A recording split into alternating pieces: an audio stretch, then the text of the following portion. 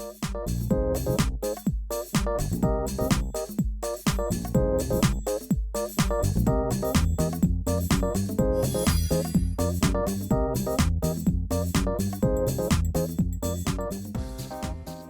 오늘의 굿닥터 나와 계십니다. 나와 우리 가족의 허리 건강 지킴이 홍영호 원장님과 함께합니다. 안녕하세요. 안녕하세요. 신경외과 전문의 홍영호입니다. 네, 원장님 반갑습니다. 좀 오랜만에 뵙는 것 같아요. 잘 지내셨죠? 오랜만에 나온 것 같습니다. 예.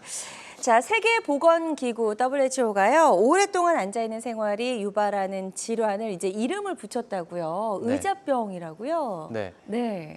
이제 흡연에 대한 이제 그런 경각심이라고 해야 되나요? 그런 것들은 이제 너무 이제 많이들 알고 계시죠. 맞아요. 근데 뭐 요즘 들어서 많은 분들이 그런 뭐 내과적인 질환뿐만 아니라 뭐 근골격계 질환에도 너무 관심이 많으신 이유가 평균 수명이 너무 길어지고 있거든요. 맞아요.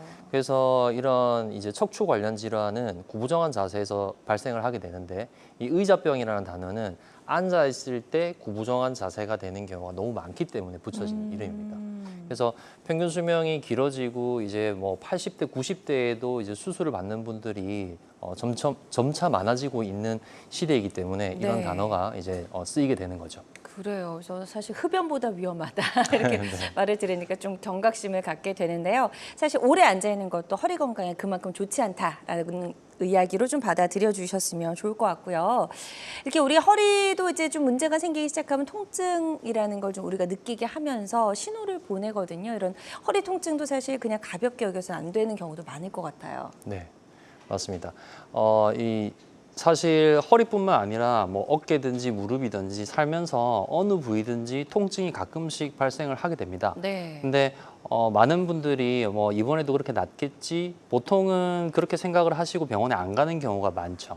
사실 뭐 실제로도 한 3일에서 한 5일 정도 좀 아프다가 딱히 약을 드시지 않는다고 하더라도 보통은 증상이 가라앉고 뭐 일상생활에 문제가 없는 경우가 그냥 아무 이상이 없이 발생하는 통증이죠. 뭐 네. 허리뿐만 아니라 뭐 어깨든 목이든 그런 식의 통증인데 이런 식의 통증이 생겼을 때는 좀 주의해야 한다라는 부분들이 있는 거죠.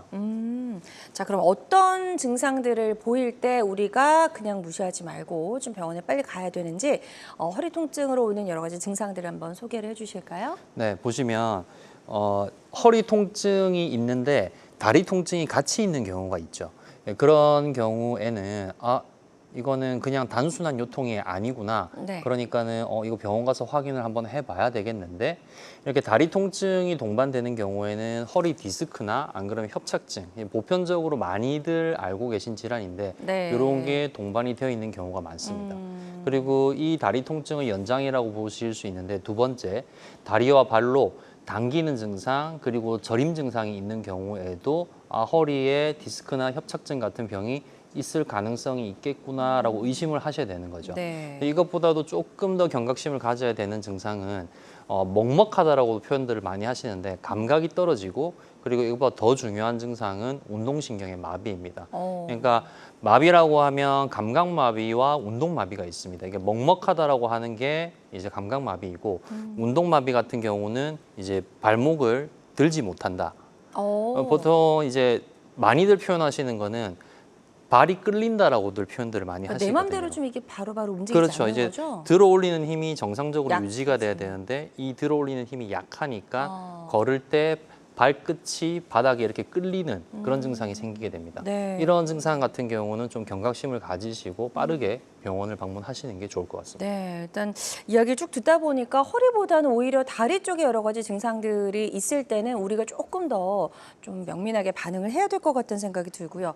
감각신경이 저하되거나 운동신경의 마비 뭐 이런 게 느껴진다면 정말 이건 좋지 않은 사인이니까 바로 좀 병원에 가셔야 될 것 같습니다. 그리고 이제 우리가 허리가 아프고 뭐 다리 쪽으로도 여러 가지 증상들이 좀 있을 때 표현하는 방법이 굉장히 다양하잖아요. 네. 환자분들이 어떻다라고 좀 호소를 하실까요? 환자분들의 이제 표현을 한번 보시면요. 이제 터질 듯이 아프다라고 이제 표현하는 경우는 네. 디스크의 급성 파열인 경우에 터질 듯이 아프다라고 표현하는 경우가 되게 많습니다. 다양하게들 표현을 하시는데 뭐 시리다, 뭐 먹먹하다, 그리고 뻐근하다, 뭐 찌릿찌릿하다, 뭐 아리다, 뭐 쥐난다, 시다 네. 여러 가지 표현들이 있습니다. 진짜 다양하네요. 네. 근데 이 환자분들은 이런 증상들을 굉장히 또 이제 구분을 하시는 분들도 있는데 어쨌든 이 증상들은 다 신경이 눌리는 자극을 받았을 때 발생할 수 있는 증상들입니다. 그리고 오른쪽 그림 보시면 눌리는 신경에 따라서 신경이 가는 길이 다르기 때문에 뭐 허벅지 뒤로 아프다든지 허벅지 옆으로 아프다, 그리고 앞으로 아프다. 이런 식의 증상 차이도 나타날 수가 있겠습니다. 네, 눌리는 신경의 위치에 따라서 좀 다리 쪽에 불편함이 느껴지는 부위도 달라질 수 있다라고 설명해 주셨는데 그렇다면 허리 쪽에 어디가 어떻게 눌리는 건지 우리 척추 구조를 보면서 좀 설명 들어볼게요. 네, 사진 보시면 대표적인 질환은 이제 디스크하고 이제 협착증이 있으시죠. 네. 그래서 협착증 이제에 대한 설명인데 좌측 그림 보시면 파란색으로 보이는 부분이 연골판입니다. 노랗게 보이는 네모난 척추뼈와 뼈 사이에 연골판이 위치를 하고 이 연골판에 노화가 진행이 되면서 병이 생기는데 연골판이 속에서 조각이 나고 그 조각난 일부가 뒤쪽으로 밀고 나와서 뒤에 있는 신경을 누르는 게 허리 디스크이고요. 네. 그리고 신경을 뒤쪽에서 덮고 있는 인대가 있는데 이 인대가 두꺼워지면서 신경을 뒤쪽에서 앞으로 누르는 병을 협착증이라고 합니다. 그래서 우리가 이 허리에서 가장 중요하게 생각하는 구조물이 연골판인데 연골판과 함께 신경을 덮고 있는 인대도 굉장히 중요한 구조물이 되죠. 네, 그렇군요. 그래서 신경이 누르고 있는 부위에 따라서 이제 디스크 또 척추관 협착증 이렇게 나뉜다라고 좀 설명을 들어봤고요. 그럼 정상인 경우와 그렇지 않은 경우 MRI 사진을 찍어봤을 때 어떻게 차이점이 있는지도 한번 비교해 볼게요. 네, MRI 사진 보고 설명을 좀 드리도록 하겠습니다. 좌측 사진은 정상 MRI 사진이 되고요. 우측 사진은 협착증과 디스크가 함께 있는 MRI 사진이 되겠습니다. 좌측에 1번부터 5번까지 표시를 해놨는데 네. 이렇게 5개를 우리가 요추라고 부릅니다. 허리 척추, 그래서 요추라고 부르는 거죠. 그래서 요추의 윗부분은 흉추, 그리고 요추의 아랫부분을 천추라고 부릅니다. 우측 그림을 보시면 4번 뼈와 5번 뼈 사이에 연골판이 뒤로 밀고 나와서 신경을 누르는 소견이 보이고 그리고 뒤쪽 부분에 인대가 두꺼워져서 협착증이 같이 동반된 소견을 보입니다. 네. 우측 그림에서 제일 끝에 있는 사진이 이거 신경줄기 MRI라고 하는데 신경만 따로 촬영하는 MRI가 있습니다. 이렇게 신경만 따로 촬영을 해서 협착된 부위를 명확하게 구분을 할 수 있게 되는 거죠. 네, 확실히 이제 정상인 경우와 아닌 경우 비교해 보니까 명확하게 다른 점 저희가 확인해 볼 수가 있었고요. 자, 그럼 이제 치료법 좀 알아보도록 하겠습니다. 치료법도 굉장히 다양해지고 있죠? 네, 단계별 치료가 중요한데 치료법들은 다양하게 있습니다. 기본적으로 이제 먹는 약을 드시고 그리고 뭐 도수 치료라든지 충격파 치료라든지 이런 치료들은 같이 병행하는 치료인데 어느 정도 증상이 좀 되셨고 병을 진단을 받았고 뭐 디스크라든지 협착증이라든지 그런 병을 진단받았고 했을 때 주된 치료가 되는 치료가 크게 3가지가 있습니다. 네. 그 3가지는 주사 치료와 그리고 시술 치료와 그리고 수술적 치료가 되겠죠. 그래서 단계적으로 이제 이걸 시행을 하게 되는데 좌측부터 보시면 이 보존적 치료에 이 약물 치료와 그리고 주사 치료가 포함이 되겠습니다. 보통은 진단받는 환자분들 중에서 90% 이상은 이 보존적 치료 단계에서 대부분 다 증상이 호전이 되시고 그리고 관리를 잘 하시게 되면은 재발 없이 잘 지내실 수 있는 경우가 대다수입니다. 네. 근데 이런 치료로도 증상이 호전이 되지 않고 점차적으로 악화가 되는데 MRI상에서 정확한 진단상에서 수술할 정도가 아닌 경우에는 이제 보존적 치료인 주사 치료 다음 단계인 이제 시술적 치료를 하게 됩니다. 네. 시술 치료는 크게 2종류 정도가 있습니다. 보시면 신경 풍선 확장술이 있고 그리고 경막외 감압술이라고 있습니다. 경막외 감압술은 신경 성형술이라고도 하는데 두 치료 모두 신경 주변에 유착을 어느 정도 박리를 시켜주고 그리고 약물을 넣어줘서 신경 부종과 그리고 신경의 염증을 가라앉혀서 증세를 호전시키는 치료가 되겠죠. 네. 근데 이런 비수술 치료들로도 증세가 호전이 되지 않고 점차 증상이 악화되시는 분들도 있습니다.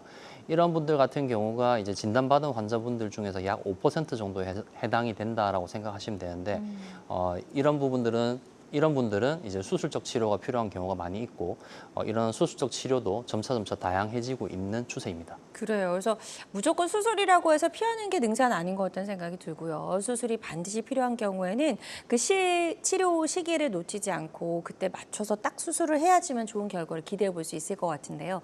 수술이 반드시 필요한 경우는 어떤 경우일까요? 네, 뭐 많은 분들이 이제 수술을 싫어합니다. 저 같은 경우도 뭐 그런 일이 발생하지 않기를 이제 뭐 기도하면서 그쵸. 살고 있고요. 네. 근데 뭐 그런 분들이 있으세요. 그러니까 뭐 병원들 여러 군데 가봤는데 모든 이제 이 척추 전문의들이 다 수술하셔야 된다고 얘기를 들었음에도 불구하고 본인은 이제 그렇게 하고 싶지가 않고 네. 이렇게 해서 이제 뭐 회사까지 그만두고 뭐 스스로의 운동 방법으로 3년 정도에 걸쳐 가지고 와. 나는 수술 안 받고 나았다.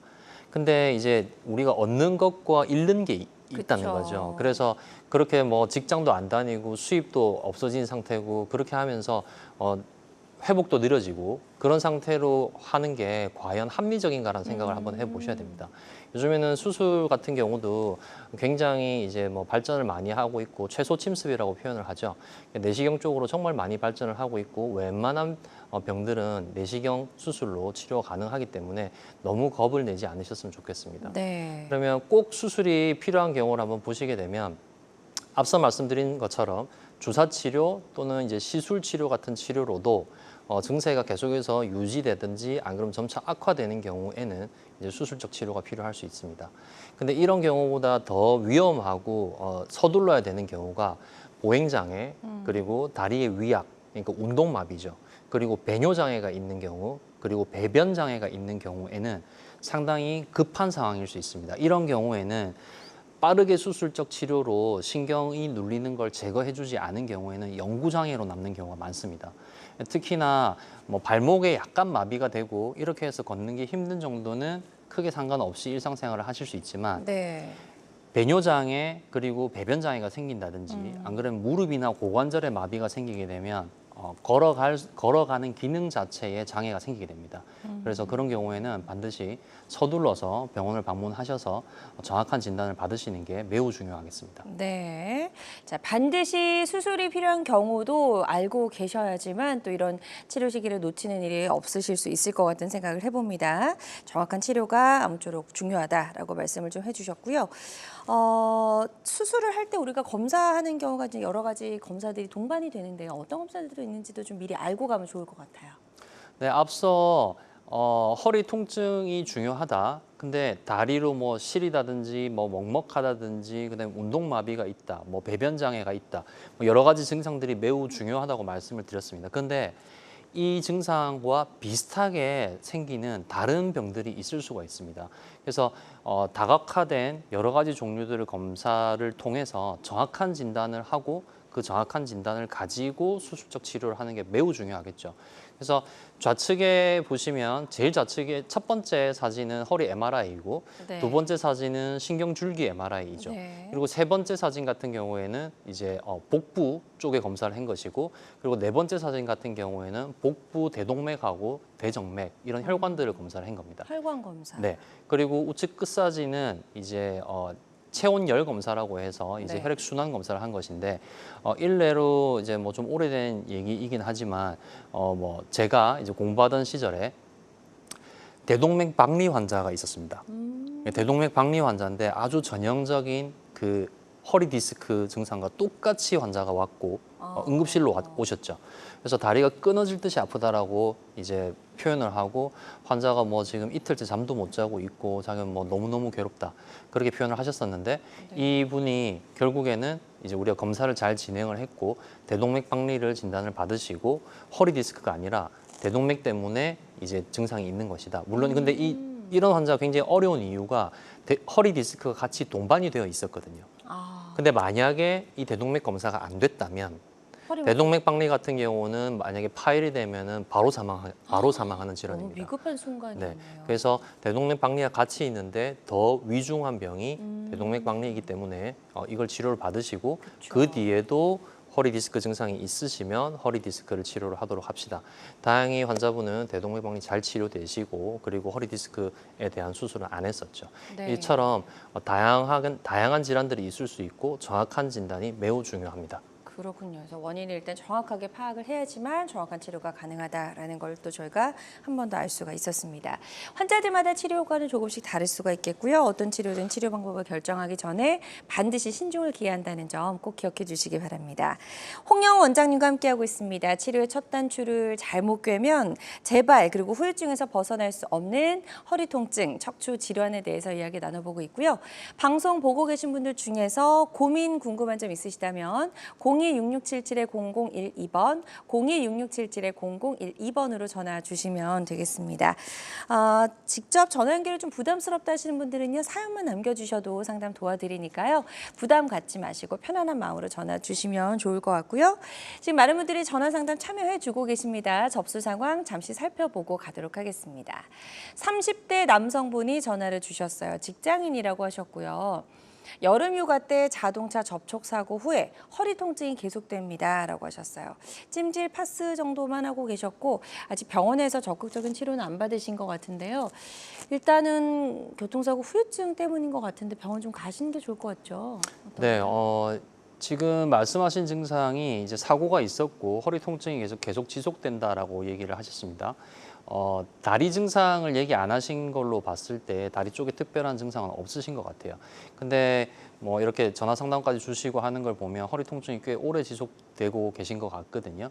예, 앞서도 말씀드렸지만 보편적인 허리 통증은 한 3일에서 5일 정도 지나면서 점차 통증이 줄어들고 그리고 가라앉는 게 정상입니다. 네. 허리 통증이 계속해서 지속이 되신다라고 하면 병원을 찾아가셔가지고 뭐 엑스레이 검사, 뭐 필요하다라고 하면 MRI 검사 등을 진행을 해보시고 정확한 진단을 받아보시는 게 좋습니다. 네. 허리 디스크의 경우에 다리 통증 없이도 허리 통증만 유발하는 경우도 있습니다. 근데 특징적인 것은 아침에 특히 통증이 심하다. 그리고 시간이 뭐 30분에서 1시간 정도 지나면서 허리 통증이 조금 가라앉긴 하는데 낮에도 계속 아프다. 이렇게 그리고 통증이 지속되는 기간이 지금 벌써 2주, 3주가 되었다. 이런 경우에는 병원에서 정확한 진단을 받아보시는 게 매우 중요하겠습니다. 네, 지금 상담 도와드린 내용 참고하셔서 치료 잘 받아보셨으면 좋겠고요. 다음 사연 하나 더 살펴보도록 하겠습니다. 이번에는 70대 어머님께서 전화를 주셨어요. 협착증 시술 후에 재발했다고 하셨고 다리 저림이 심하다고 하십니다. 10년 전에 신경차단술 받아본 적이 있으시다라고 하셨는데요. 이제 10년이면 또 세월이 꽤 돼서 다시 이렇게 재발하는 경우도 흔하죠. 네, 지금 70대라고 하셨고 보통 이제 협착증을 진단받는 게 빠른 나이가 이제 40대 정도가 됩니다.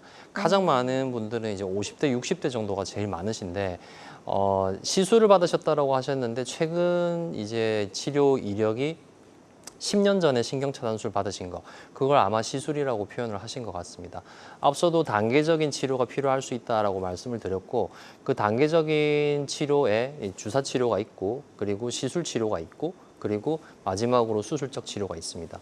어머님께서는 먼저 지금 현재 상태에 대한 진단을 다시 받는 게 매우 중요할 것 같습니다. 본인이 협착증이 있다는 것은 이미 10년도 더 전부터 알고 계신 상태이고 네. 증상은 지속적으로 있어 왔는데 그런 보존적인 치료를 받고 증상을 좀 가라앉히고 또 잘 지내시고 하셨던 것 같은데 이제 증상이 반복이 되고 있는 상태인 거죠. 그래서 뭐 70대시면 사실 70대, 80대, 90대가 나이별로 컨디션이 급격하게 달라집니다. 요즘은 다들 이제 그런 평균적인 건강 상태가 굉장히 많이들 좋아지셨기 때문에 네. 70대 분들 같은 경우에는 아주 쌩쌩하신 분들도 많이 있거든요. 그래서 아직 쌩쌩하실 때 필요한 치료를 만약에 적극적으로 받을 수 있다라고 하면 그런 치료를 받으시는 것도 중요하기 때문에 현재 시점에서 가장 먼저 하셔야 되는 부분은 병원을 찾아가셔서 네. 현재 상태에 대한 정확한 진단을 받으시는 게 매우 중요할 것 같습니다. 네, 좋습니다. 상담 도와드린 내용 참고하셔서 치료 계획 잘 세워보셨으면 좋겠습니다. 계속해서 상담 전화 활짝 열려 있습니다. 02-6677-0012번, 02-6677-0012번으로 전화 주시면 되겠고요. 오늘 첫 번째 전화 또 바로 연결해서 만나보도록 하겠습니다. 여보세요? 네, 여보세요. 네, 안녕하세요. 반갑습니다. 네, 수고 네. 많으십니다. 네, 고맙습니다. 전화 주신 분 연세 어떻게 되실까요? 저 77입니다. 네, 77세시고 지금 허리나 다리 쪽이 어떻게 불편하신지 저희 홍영호 원장님과 인사 나누시고요. 증상 네. 설명해 주시면 되겠습니다. 네, 네. 네. 안녕하세요, 아버님. 네, 안녕하세요. 원장님 수고 많으십니다. 네. 네. 예, 나이가 77세시고요. 네, 네. 예, 제일 불편한 증상이 뭘까요? 네, 우선 그 허리가 뭐 예를 들어 통증이 지금 팍팍 쑤신다거나 그런 통증이 현재 있는 것은 아닌데 네. 허리가 늘 뻐근하고 이제 말하자면 이제 걸음을 네네. 몇 발짝 걷지를 못해요. 그래서 지금 지팡이를 짚어야 네. 겨우 이제 뭐 몇몇 다시 걸어가고 또 이제 숨이 차고 이제 허리가 아파가지고 이제 앉았다 가고 이런 상태라서 외출이 힘들고요. 그런 걸음이 상태입니다. 네, 걸음이 안 된다고 말씀하셨는데요. 네. 예. 걸어가면 허리가 더 아프다 아니면 다리가 뭐 더 당긴다 이런 증상이 있으신 건가요? 그러니까 이제 허리에 힘이 없어요. 힘이 없어 허리가 저절로 구부러집니다. 이 지팡이를 안 짚으면 아예 이렇게 구부러져 가지고 그냥 이렇게 그런 상태 뭐라고 해야 되나요? 그런 상태로 몇 발짝을 못 가는 상태예요. 그래서 지팡이를 짚고서 겨우 조금 이동하고 해서 아예 밖에 외출을 지금 거의 무서워서 못 나가는 형편입니다. 지금 현재 상태가. 그런데 네. 이제 더 제가 말씀을 드리자면 이게 제가 증세가 한 1년 전부터 이렇게 아팠어요. 네. 그래가지고 이제 웬만한 정형외과 전문 병원에 가서 허리 주사 치료 네. 뭐 3번씩 맞는 거 그걸 주사 치료도 받아봤고 그래도 안 돼가지고 이제 어느 병원에 가서 제가 풍선 확장술이라는 걸 시술을 받았어요. 네. 받은 지가 지금 1년 조금 넘었습니다. 작년 한 3월 달쯤 받은 것 같아요. 네. 그런데도 이 호전이 안 되고 오히려 더 그때 이제 시술을 받으러 갈 때는 지팡이를 안 짚고 갔는데 네. 지금은 오히려 이제 지팡이를 짚고도 이제 뭐 몇 메타를 못 가는 정도니까 그래서 지금 집에서 이제 이렇게 있고 고민만 하고 있는 중이거든요. 그래서 이걸 어떻게 해야 될란가 그래서 지금 상담 드리는 거거든요. 그러면 아버님께서 그 1년 이제 반 다 됐죠. 작년 3월이면. 그때 네. 이제 풍선 확장술을 받으셨다라고 했는데 당시 진단은 협착증을 진단을 받으셨겠네요. 그렇죠? 예, 협착증이라고 그러더라고요. 이제 허리가 굽는다고 하셨는데 이게 이제 이제 악순환의 고리를 이렇게 돌아가게 됩니다. 협착증이 있게 되면 허리가 약간 앞쪽으로 이렇게 구부정한 자세가 돼야지 허리가 좀 편하고 그래서 걸어갈 수가 있는데 이 허리가 앞으로 약간 구부정한 자세를 계속 유지하고 있는 상태에서 세월이 많이 흐르게 되면요. 특히나 고령이 되게 되면서 점점점 허리가 더 굽는데 이 굽는 이유가 허리를 뒤쪽에서 잡아주고 있는 척추 기립근이 있습니다. 이 척추 기립근이 점차적으로 약해지게 되면서 허리를 잡아주는 힘이 더 약해지게 되고 점차적으로 허리는 더 굽게 됩니다. 그래서 아버님께서 지금 그 풍선 확장술을 받으셨다는 얘기를 들어보니까 아마 협착증이 중등도 이상의 협착증은 아마 있지 않으실까라고 제가 이제 추측을 하고 있습니다. 그래서 협착증에서 가장 전형적인 증상이 우리가 신경인성 파행이라고 합니다. 파행은 잘 걷지 못하는 것을 파행이라고 하는데 허리가 신경이 눌리게 돼서 허리가 이제 점점 통증이 심해지고 그렇게 하면서 허리가 점점 앞으로 굽는 걸 그런 증상을 신경인성 파행이라고 합니다. 물론 아버님의 그 MRI 상태를 제가 보지는 못했기 때문에 이게 뭐 간단한 치료, 그러니까 뭐 수술을 한다 하더라도 간단하게 척추관을 좀 넓혀주고 하는 정도로 효과가 확실히 있습니다라고 제가 말씀을 못 드리지만 근데 지금 말씀하시는 증상으로 봤을 때는 협착증에 대한 치료가 다음 단계의 치료가 필요하실 수 있을 것 같다라고 제가 조심스럽게 말씀드리고 싶습니다. 그래서 병원에 한번 방문하셔서 작년에 찍었던 MRI와 그리고 지금 다시 MRI를 찍으셔가지고 협착증의 진행 정도를 확인을 받으시고 그리고 현재 상태에서 적합한 치료를 받으시기를 권해드리고 싶습니다. 네, 좋습니다. 저희 상담해드린 내용 참고하셔서 치료 계획 잘 세워보셨으면 좋겠습니다. 계속해서 상담 전화발자 열려 있습니다. 02-6677-0012번으로 전화 주셔서 여러분이 가지고 계신 고민이나 궁금증, 질문 남겨주시면 좋을 것 같고요. 전화상이다 보니까 저희 저희가 보다 명확하게 진단을 내려드리는 데는 어느 정도의 한계가 존재할 수 있다는 점 미리 말씀을 드립니다. 가까운 병원에 내원하셔서 전문의의 정확한 진단 후에 치료를 시작하시길 바라고요. 실시간 시청자 상담은 생방송 도중에만 가능하니까요. 서둘러서 전화 주시기 바랍니다.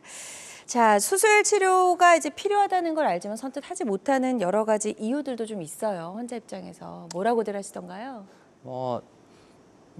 환자분들도 사람이고 저도 사람이고 네. 사람의 마음은 다 비슷합니다. 맞아요. 그래서 환자분들이 이제 수술을 안 하고 싶어하는 마음, 저도 똑같은 마음이고요. 여러 가지 이유들이 있죠.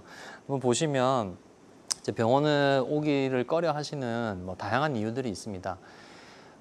사실 진단을 받는다는 거는 진단을 받든 안 받든 현재 상태가 바뀌는 게 아닌데 많은 환자분들이 병원에 와서 그 진단 받는 걸 너무 무서워하십니다.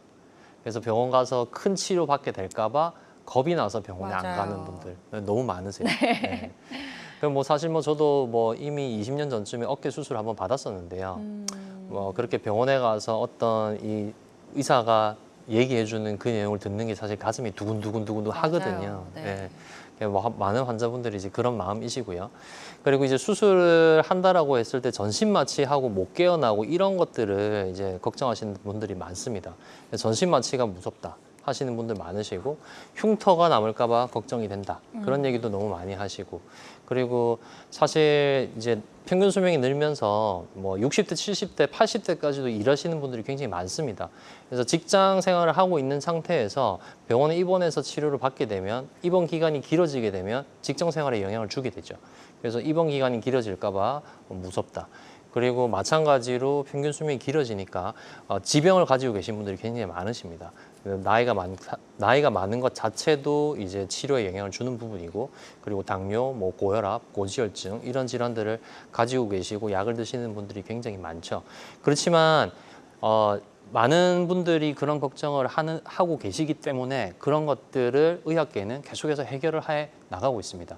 그래서 전신 마취라든지 그다음에 다양한 지병이라든지 입원 기간 여러 가지들을 계속해서 개선해 나가고 있고 지금 현재로서는 굉장히 옛날보다 10년 전과 비교해도 엄청난 발전을 이룬 상태이고 너무 겁내지 마시고 병원에 한번 방문하셔서 진단을 한번 받아보시면 좋을 것 같습니다. 네, 그래서 이게 허리가 아프신 분들 수술 치료에 대한 부담을 조금이라도 좀 덜어줄 수 있는 방법 어떤 것들이 있는지 많이 좀 궁금해하실 것 같아요.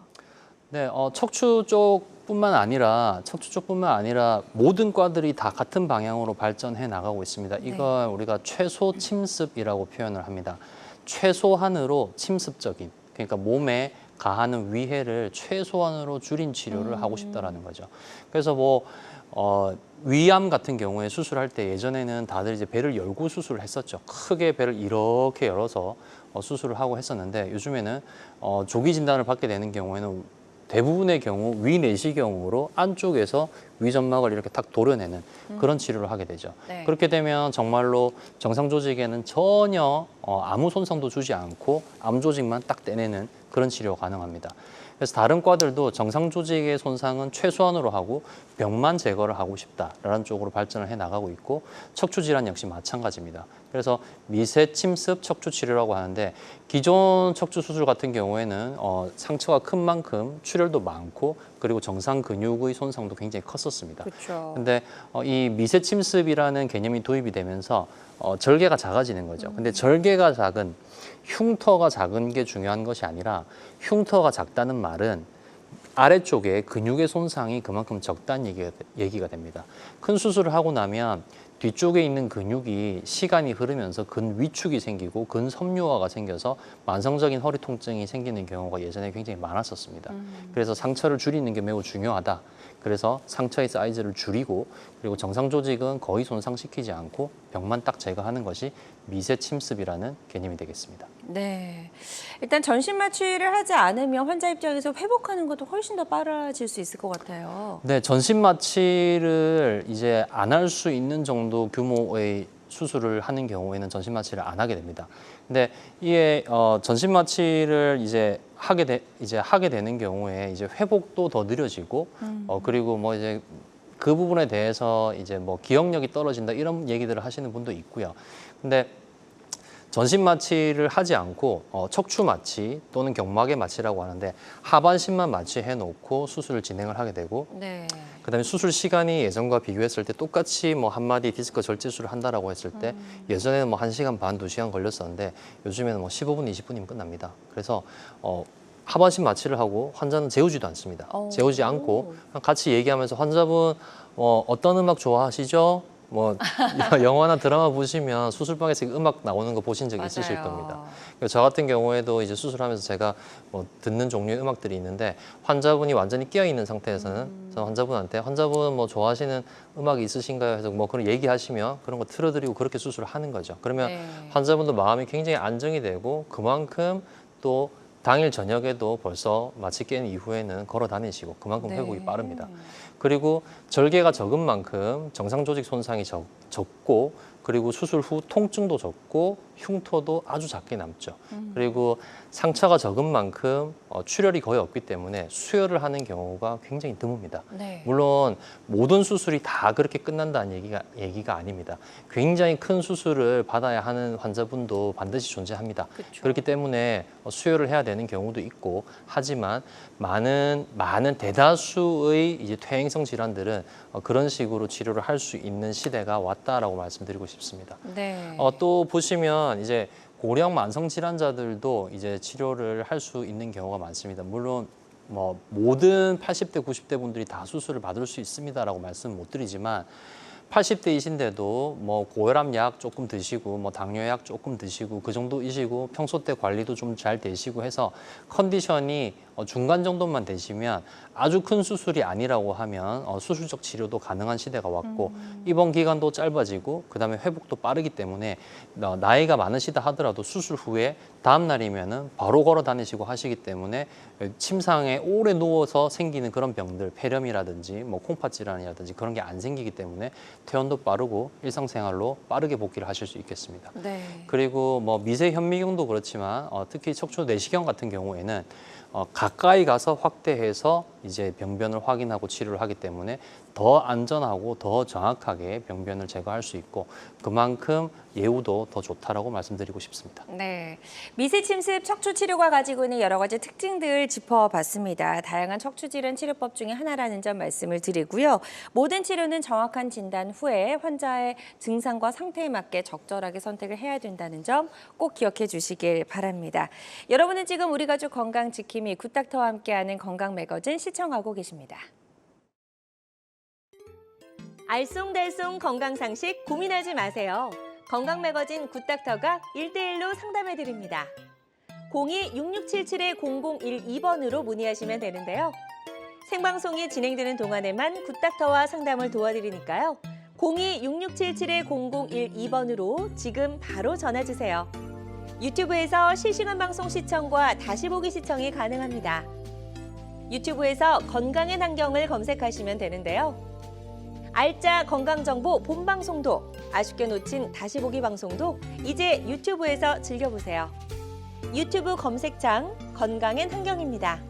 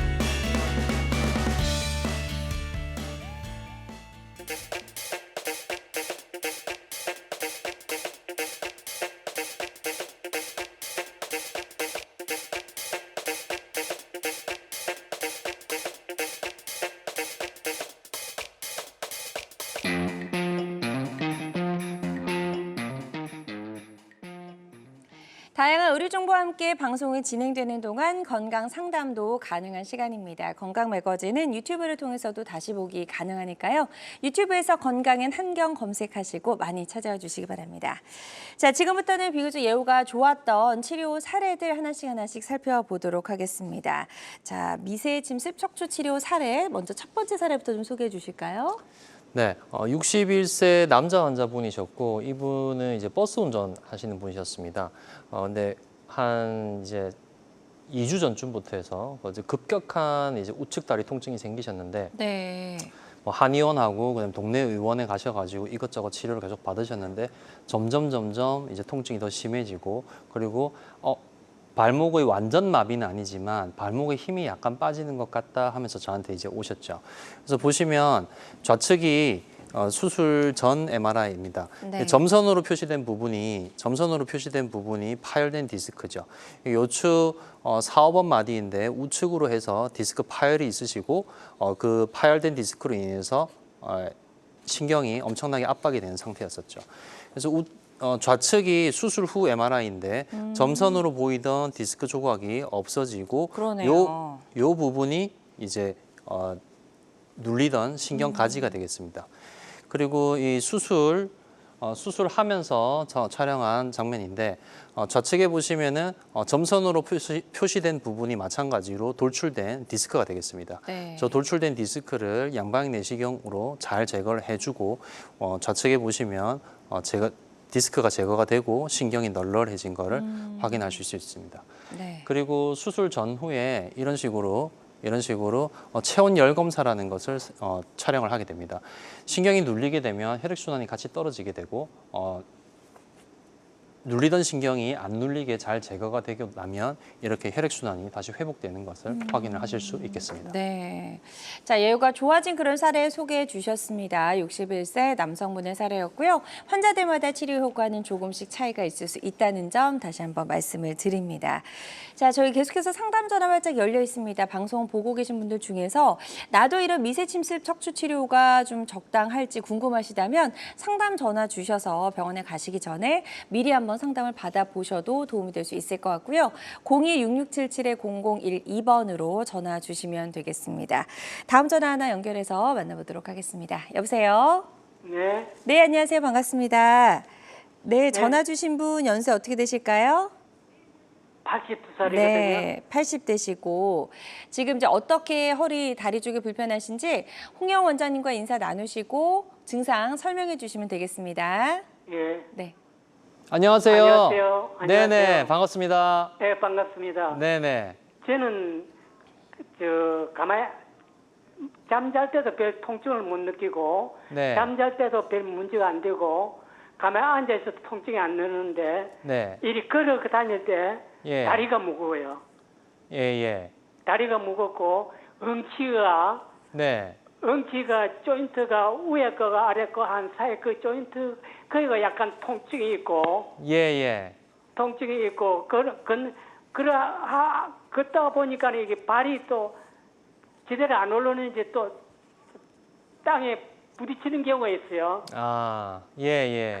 그런 게 지금 다리가 무거워요. 결론은. 예. 아버님 그래서- 아마 지금 방송 보시다가 너무 본인 얘기인 것 같아서 전화를 주신 것 같거든요. 네. 네, 전형적인 협착증 증세죠.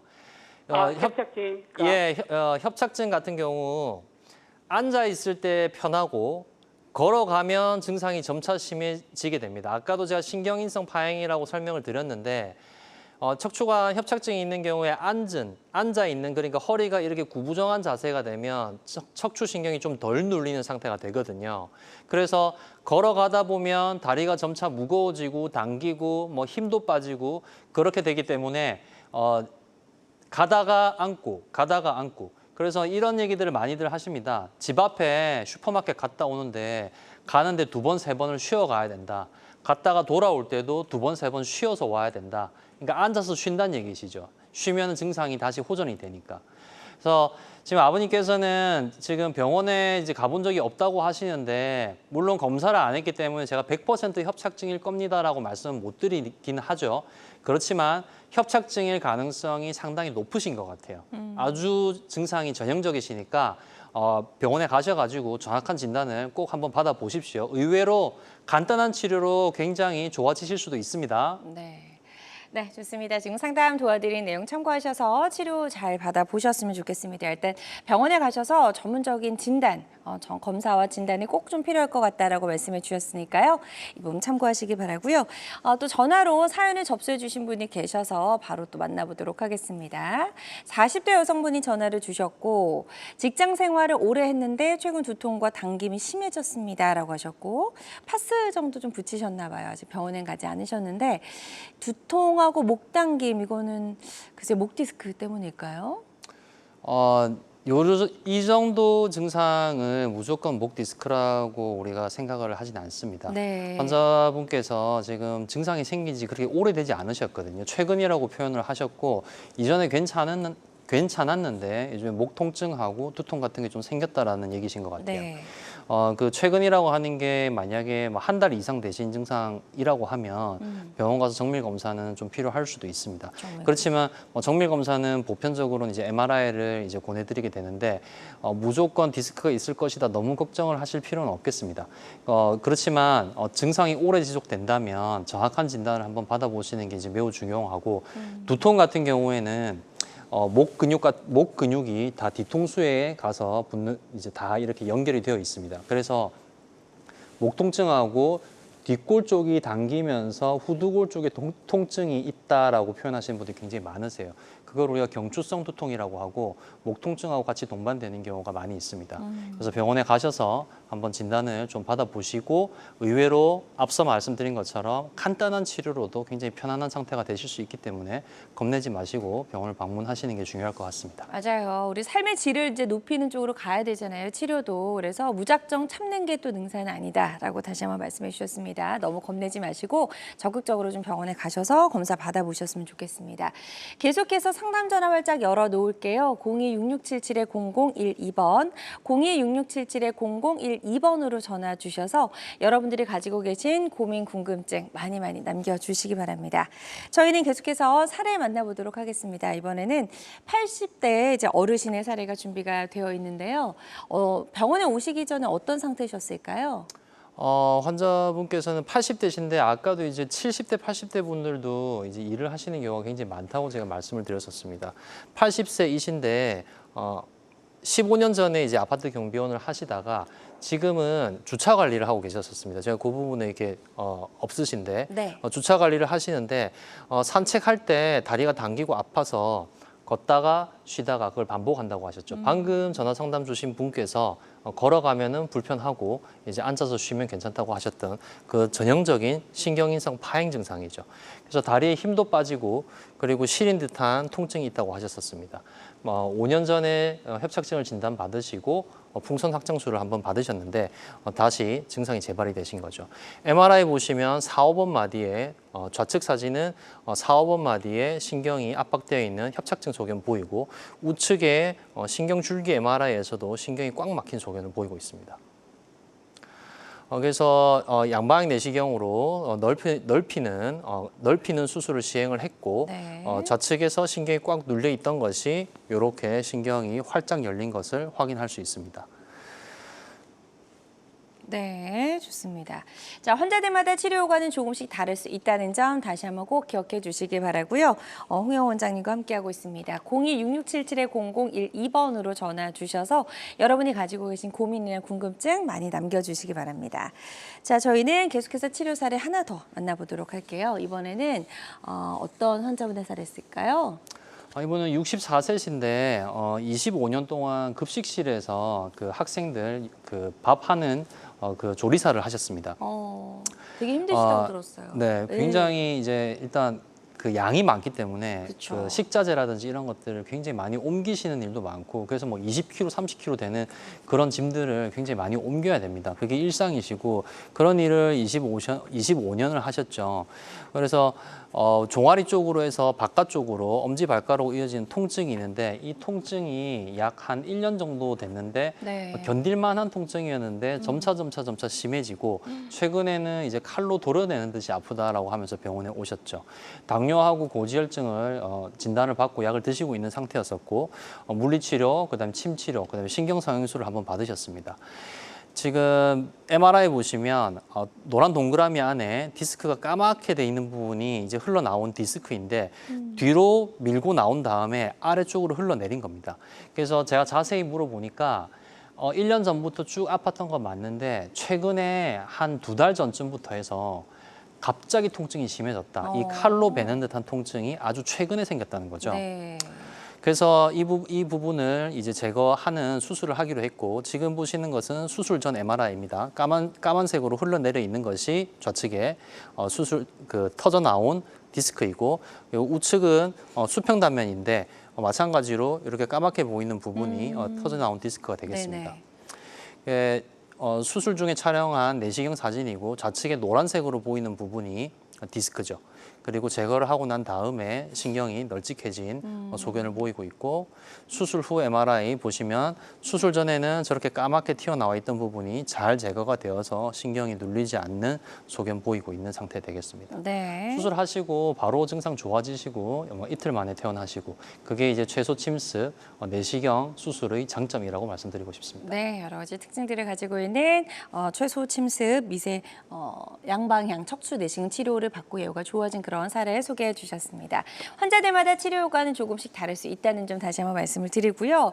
이야기를 나눠보다 보니까 어느덧 또 한 시간이 다 됐습니다. 마무리할 시간이 됐는데요.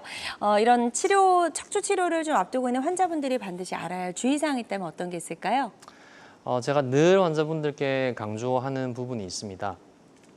자세와 그리고 운동 습관에 대한 부분인데 구부정한 자세 너무너무 좋지 않습니다. 그래서 의자에 앉으실 때도 꼿꼿하게 앉으시는 습관을 들이는 게 너무 좋고 서 있을 때도 꼿꼿한 자세를 유지하는 게 너무 중요하겠습니다. 그리고 쉽게 피할 수 있는 습관 중에 하나가 세면대에서 세수하시고 그다음에 욕조에 기대서 머리 감으시고 이 습관은 샤워기 앞에 서서 세수하시고 머리 감는 습관을 들이시면 간단하게 해결될 수 있는 부분입니다. 그때 이제 허리가 아파지고 그렇게 해서 병원에 오시고 하는 분들이 굉장히 많습니다. 그런 나쁜 습관 고치셨으면 좋겠고 그리고 걷기보다는 계단 오르기를 저는 더 추천을 합니다. 유산소 운동도 되지만 하체 근력 강화에 매우 좋은 운동이기 때문에 계단 오르기 간단하게 하시는 걸로 건강을 지킬 수 있으니 그런 노력을 좀 해주셨으면 좋겠습니다. 네, 좋습니다. 자, 오늘 허리 통증을 치료할 수 있는 다양한 치료법 살펴봤습니다. 모든 치료법에는 부작용이 따를 수 있고 개인마다 치료 효과가 다르다는 점 그리고 전문의와의 상담을 통해서 적절한 치료를 받는 것이 가장 좋은 선택이라는 점 꼭 기억해 주시길 바랍니다. 지금까지 홍영 원장님과 함께했습니다. 오늘 말씀 고맙습니다.